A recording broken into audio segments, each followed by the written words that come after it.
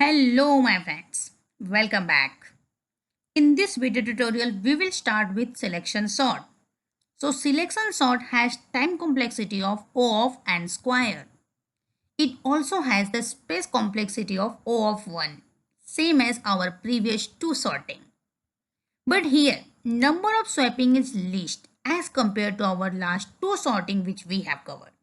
So let's understand logically how it works. So firstly, we have unsorted data. In our first case, we will go to the entire array and we will try to find the smallest value and we will put it at the beginning. So now 13 is at the beginning of our array. In the next step, we will again try to find the minimum data other than 13. So other than the sorted data, we will try to find the minimum value. So now our minimum value is 29. So we will swap 29 with 72. In the next step, now again we will try to find the minimum value inside unsorted data. Now we got 36 as our minimum value. So we will replace 36 with 98 and we will swap the things. And so on. So in this way, our selection sort works.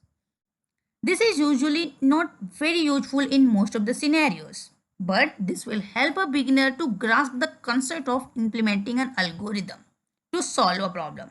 That's why it's an important thing.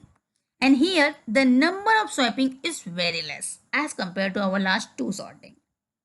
Let's try to write our pseudocode for this. So here, assume that the first element is the smallest or the largest if the sorting in the descending order we want. Then find the minimum value of the array and swap this with the first element of our array.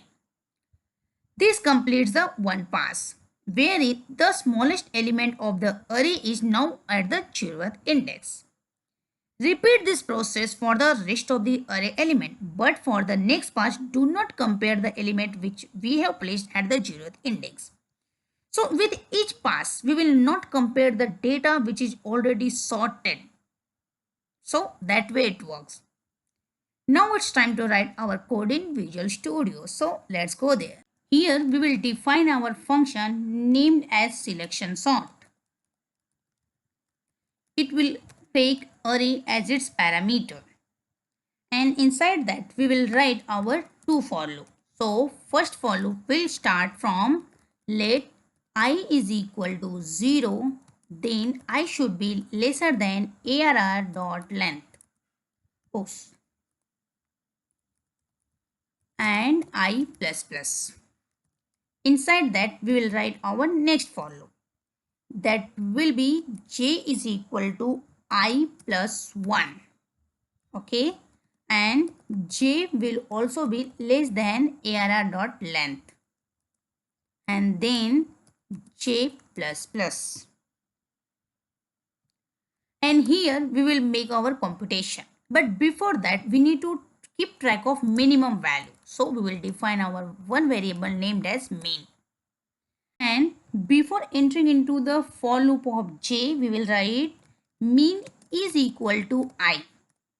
And then inside the j for loop, we will check if arr of j is less than arr of min. That means we got another minimum value. So we will replace min by j now.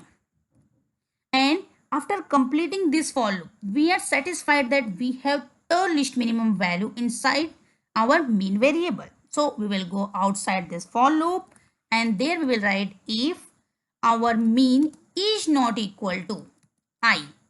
That means we need to swap our value. So we will make use of sort and operator.